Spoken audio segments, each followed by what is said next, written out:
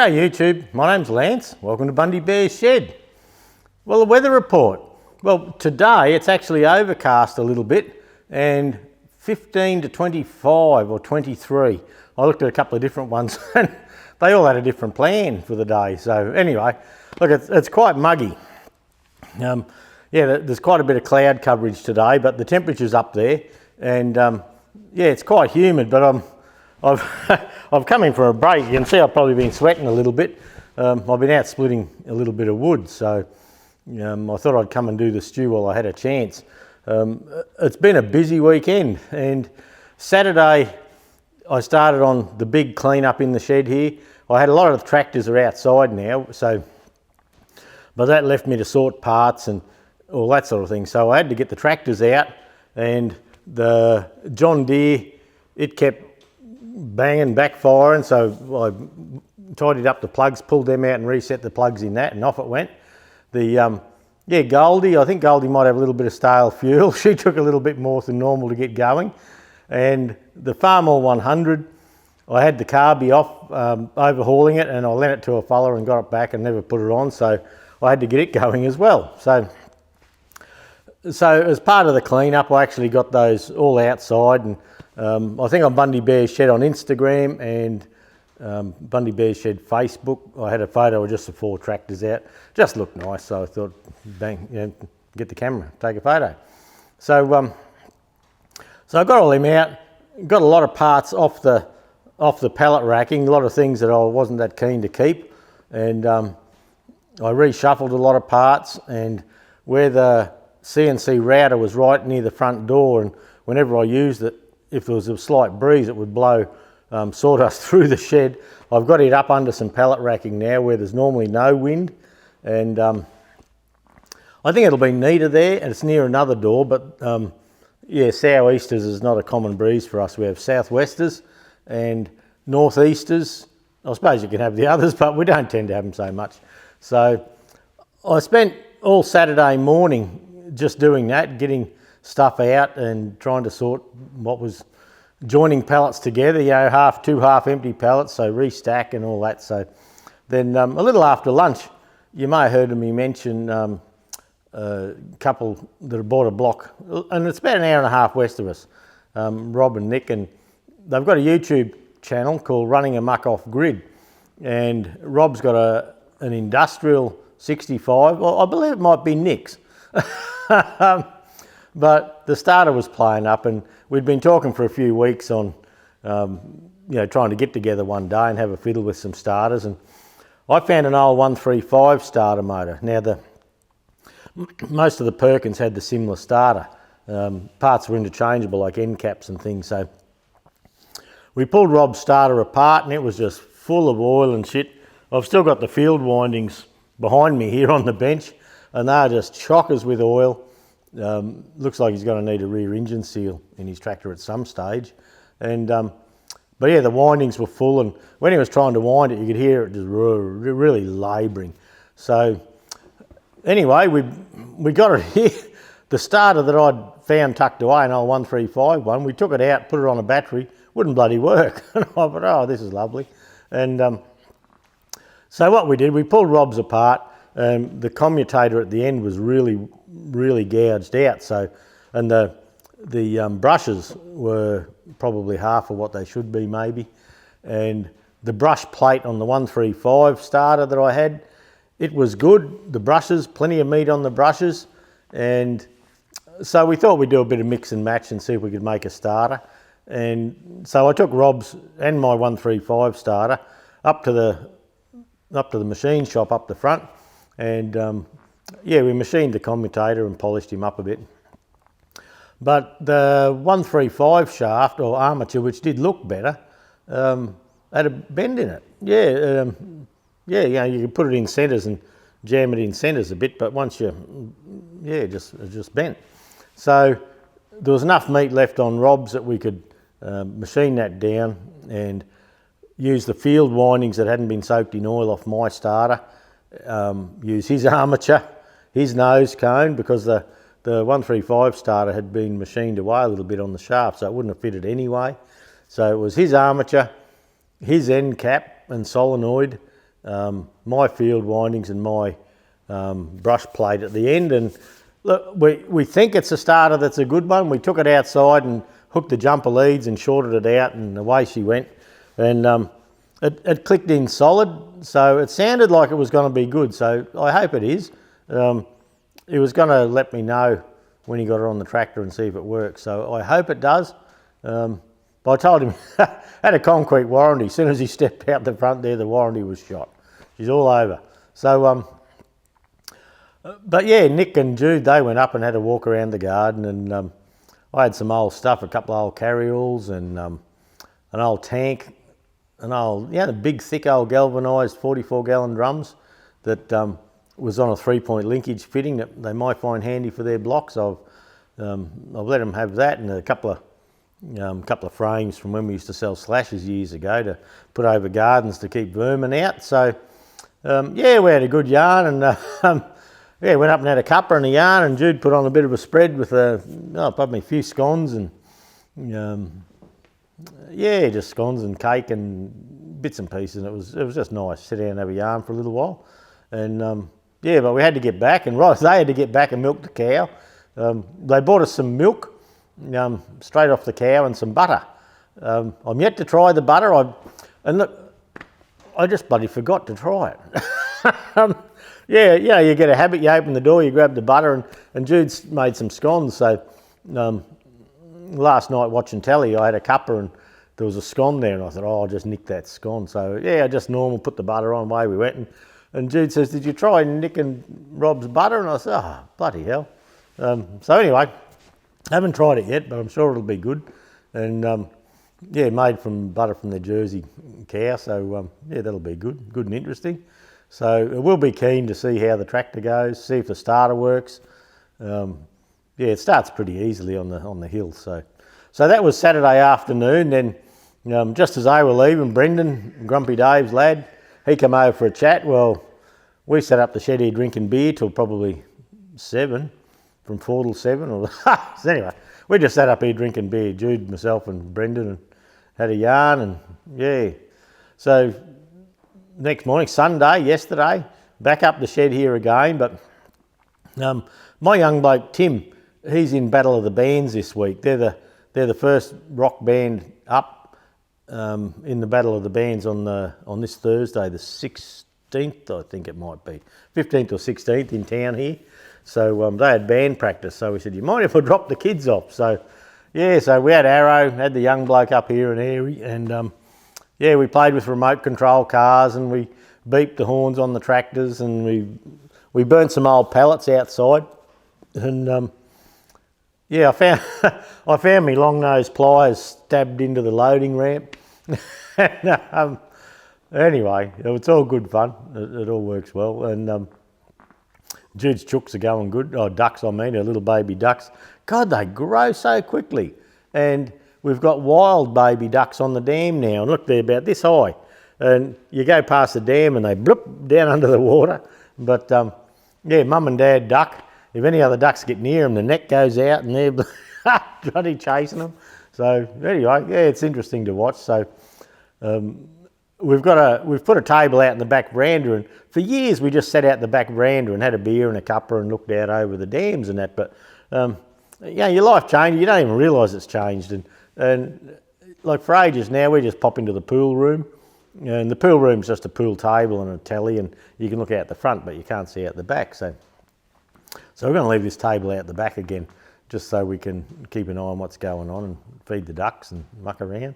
So yeah, yesterday was a bit of a ride-off with the grandies here, and didn't get too much done in the shed.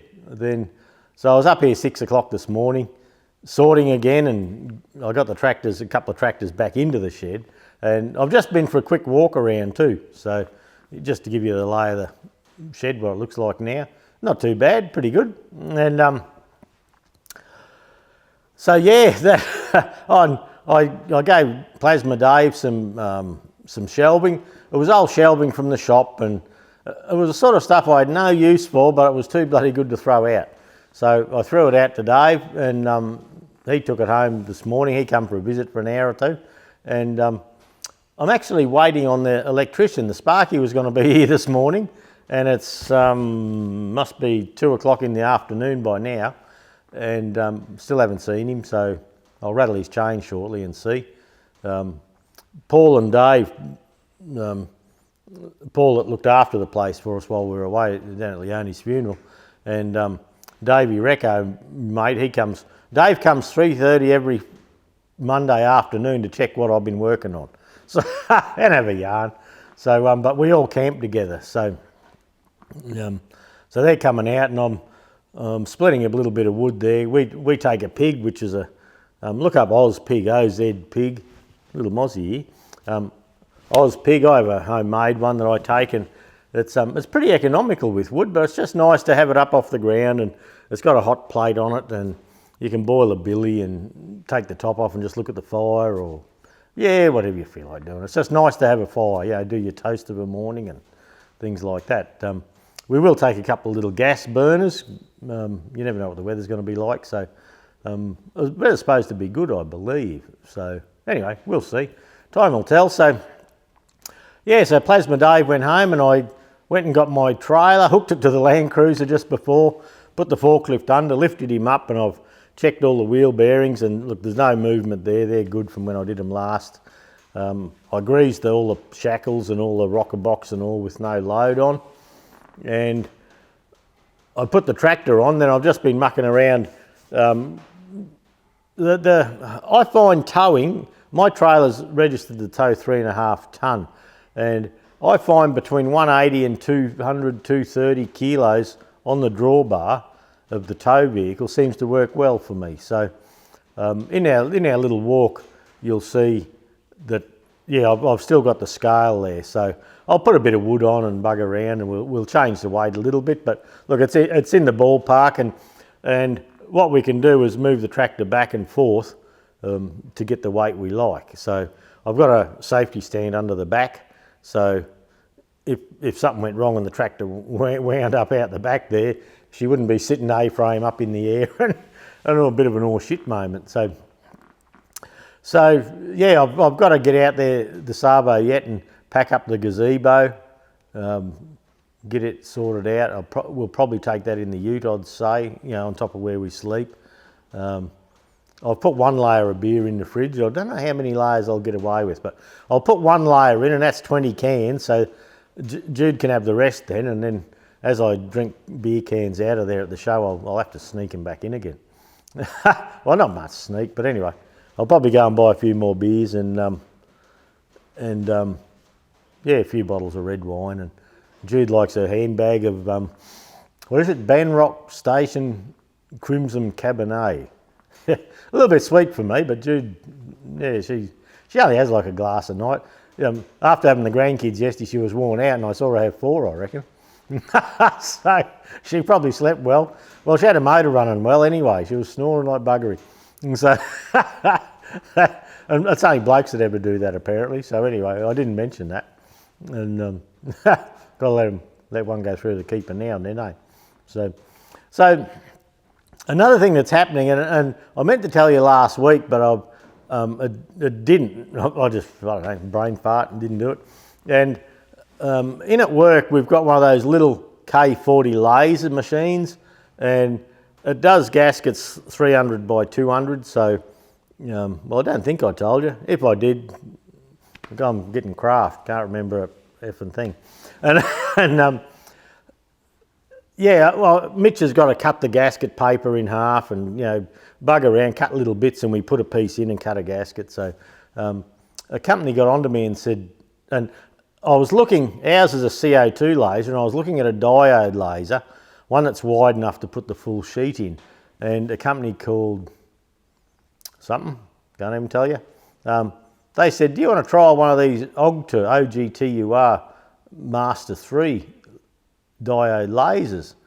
And I thought, oh, you know, there's a pain in the arse doing this stuff quite often. And so anyway, I thought about it, and I thought, well, instead of buying one straight up, how about do a review on this one, get to learn how this one works. And it's still not big enough for what we want, but that'll give me a gist of how it will work if I buy a bigger one that I'm looking at myself. and it'll have a roll on it. I should be able to just bring the gasket paper through and nest it, so I'm not wasting so much gasket paper as it comes through, and you know, do a run of 6 or 8 or 10 instead of one at a time. At the moment I put one in, take it out, make sure it's all good, buddy. One in, away we go. And it takes me quite a few hours to do a run of them. Primarily gaskets you can't buy, like on a 35 135, the 12-hole trumpet housing, or outer bearing gaskets. You know, so round with a hole in and out. You can buy the shims. There's plenty of 6-hole, early 6-hole gaskets around, or well there was, I haven't looked for some time. But the 12s, no one was making the 12s, so we're making the 12s at 0.4 of a millimetre thick, and they're all separately laser cut, and I do all that.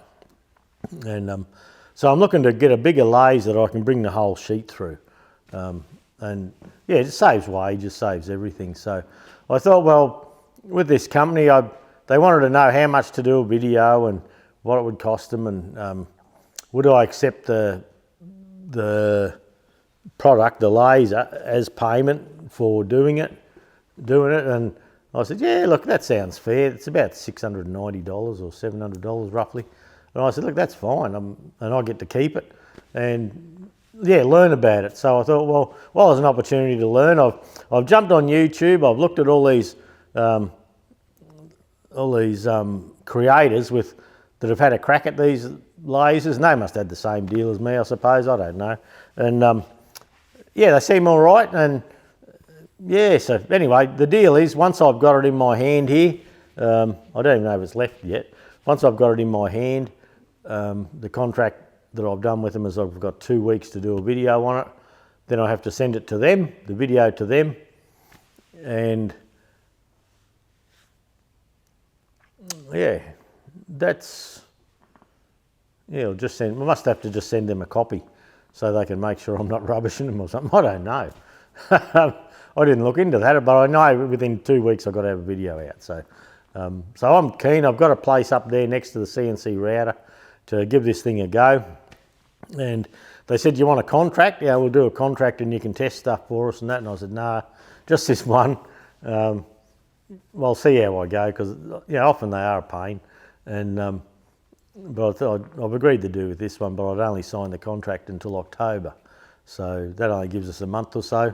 So yeah, we'll do one, and if we all get on, good. If not, they're a company that deals with the other companies. So they find YouTube creators like myself and John Mills and Rob from South Australia, and they find people that'd be willing to have a look at stuff. Then they're the go-between between the company and you.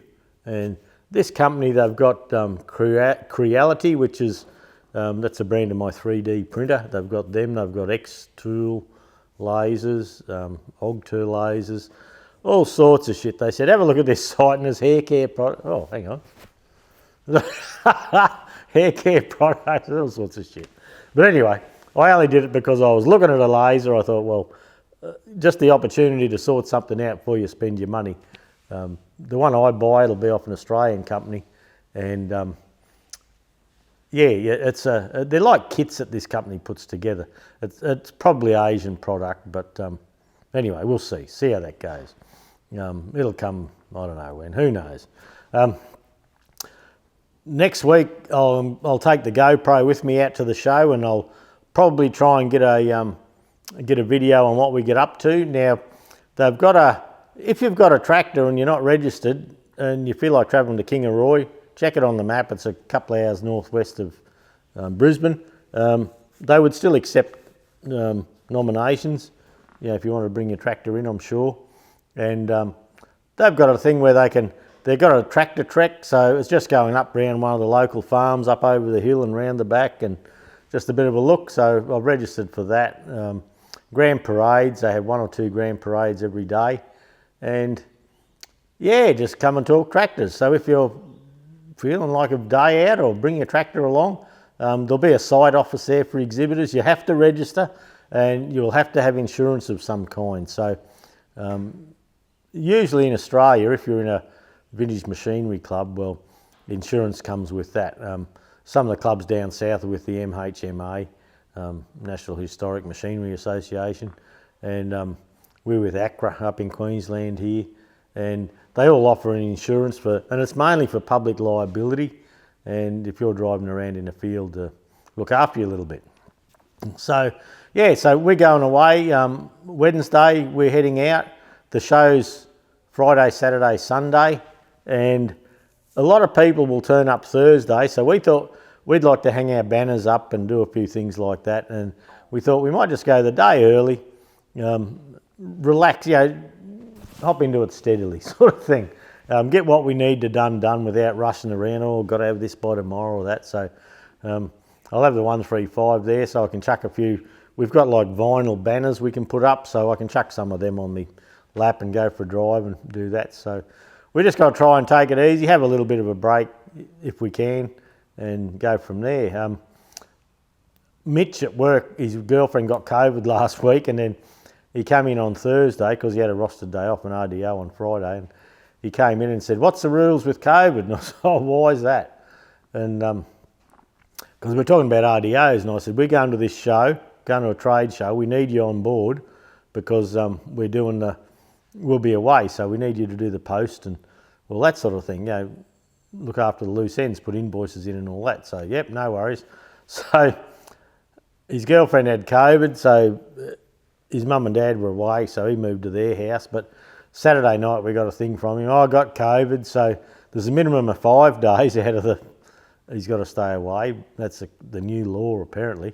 So we're just heading out, and yeah, so now it's a bloody pain in the arse because now we've got to leave a vehicle there for the staff. We've got to do a shuffle. We've got to leave a vehicle so they've got something to do the posting in. The invoice is going to be just a backup of stuff. So anyway, couldn't have picked a worse week to bloody get COVID, but I suppose he didn't try to get it, no doubt. But it's a bloody nuisance to say the very least. But yeah, see what happens. So that's what you get when you run businesses, You got no say. I hear Queen Elizabeth passed on. Look, she seemed a good old girl. Now we've got King Charles III. So yeah, that's new to me. I've never seen a coronation or whatever they have and all that happened before. But Albo, the new Australian Prime Minister, he's giving, not this Thursday, next Thursday, a public holiday. So the Queen's getting buried, then we can't have a public holiday until the Prime Minister gets back. Not that he's worth a pinch of poop, but it's just bloody pompous bastard. But anyway, so he's declared a public holiday on the Thursday. So what happens now? God, I've got one little mosquito buzzing around my head here. So what happens there is there's a public holiday, and the businesses that have just been really struggling through COVID, they've got to pay all their staff for a public holiday or pay penalty rates. So we've got 6 people. So we've got, most of them are on at least 200 a day, 250 a day, and then there'll be more. Yeah, but anyway, so we got that cost coming up. No sales. So if you sell 10 grand worth of parts in a day, no sales for that day, but the bills. I thought, God, you bastard. But anyway, I suppose it's not often it happens, So I hope old Charlie lasts a bit longer. King Charles III. So see how we go. So yeah, there's a public holiday coming up, and it's a Thursday, so you can just bet your left nut that any government department won't be worth a pinch of poop on that Friday, because everyone will have the Queen's, I don't know what they'd call it, Queen's funeral holiday, and the Friday, then a weekend, so you can bet your bloody lefty that no government workers will be working that Friday, so it'll put a bit of a spanner in the works there too. So anyway, that's just how it is. That's what you get for being lucky having a business. So yeah, just the public holiday is probably going to cost us about 8 grand or something like that. So that's how it works. That's just, how it all goes.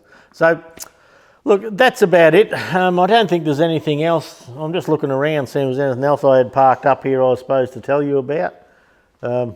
I haven't been doing anything on the 65. I've just been trying to get this shed organised. And look, it's good. It's coming in nicely. but God, it's hard work.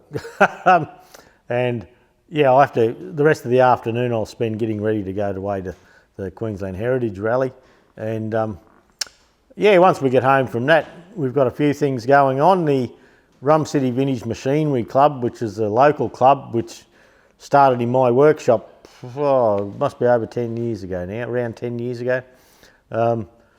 They've got a couple of international famous engines that they want restored, and they've been looking for people for working bees, but they have their working bees on a Tuesday, which is no good to me. I have to be at work. So I've offered to restore or help restore a 3 horsepower vertical famous for the club, on the condition that it came here. I'd sign that it came here, and but we do have to have a meeting on how far. And then they said, oh, there's another one up there, do you want to do 2? So I was, oh, well, let's just do 1 to start with, and then the next one, we'll worry about that when it comes. So so that might be a bit interesting. Yeah, one engine runs and one hasn't started in 30 years. It was actually going to the tip, and I think it was, it might have been Tony or Neville saw it and put their hand up for the club. So that'll be coming up. I have to have it sorted out by Agro Trend next year, which is our club show, and that's about May, I think it is, April or May next year. So plenty of time, but time certainly gets away. So look, that's it for this week. No machining, no mechanicking, nothing, just working my arse off, sorting all this shed out again, and I seem to have to do it every couple of years. And but I have gone for a walk around, so sit tight. Yeah, go for the little chat, and we'll catch you next week, and hopefully there'll be a stew next week, and there'll also be a Kangaroo show walk around, so probably 2 vids from the weekend. So we'll go from there. All right, thanks for that. Stay safe, everybody, and we'll catch you all next week. Well, that's the 135 on the trailer, ready to go.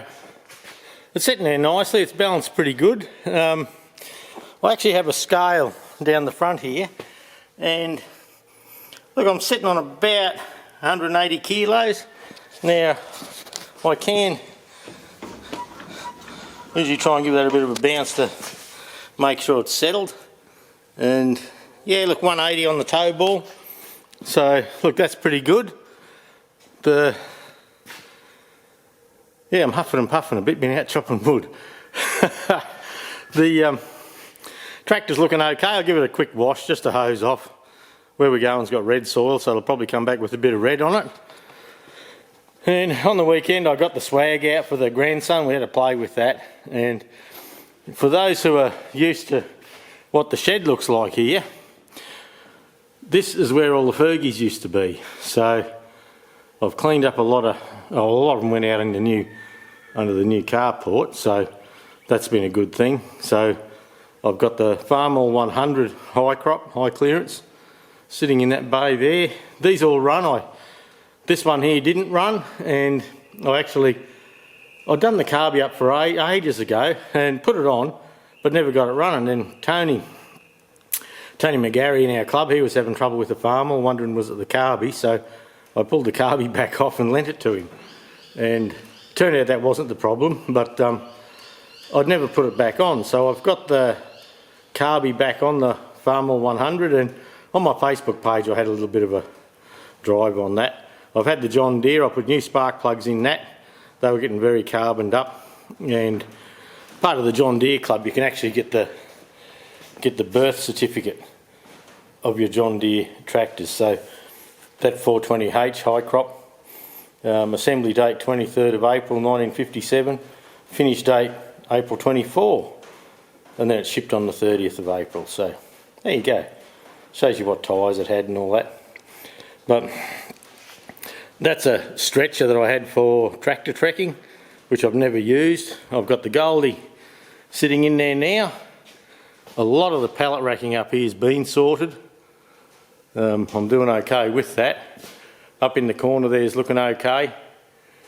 I'll just go sneak around here a little bit. And I've got the CNC router under this piece of pallet racking, and there's a new laser coming, it's going to go in there. And I've got my little furnace, and So this is going to be a little hobby corner just for that sort of thing.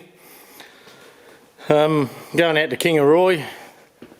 We've sponsored, we're one of many sponsors of the show, and they said, you know, it would sort of be alright if we could bring our little marquee. So I've been washing that, give that a bit of a scrub this morning, so that's pretty good, just drying out. The ute hasn't had a bath yet. It's bloody filthy. The solar panels on top, yeah, they got some rubbish on them. I'll have to get up there and clean them. Can't have hot beer, it's just bloody not on. And a little sandwich board we're going to take up, and just in the tractor section somewhere, we're just going to chuck it out there somewhere and people walk past it. So yeah, fly the company flag, might as well, hey. And then round here, this is why I've been huffing and puffing. I've just cut this wood up, so we got some wood for our camping at the Kangaroo show at the Queensland Heritage Rally, and I've been splitting it. So yeah, so Paulie and Davey Recco, they're going to be here soon, and we camp together, so we're just sorting out who can take what. I've got a bit of kindling and a few bits bashed in there with the Tomahawk, and so yeah, I've got a bit more splitting there to do yet, but it's very late in the day. It's getting late in the day, and I thought if I don't get this bloody stew done, it'll just be a hassle getting it done. So I'll just try and yeah, that's about it. That's about the gist of it. That's looking good. Tank full of fuel, all chained up nicely. So yeah, look, if you're anywhere within cooey of Kangaroo, come and say good day.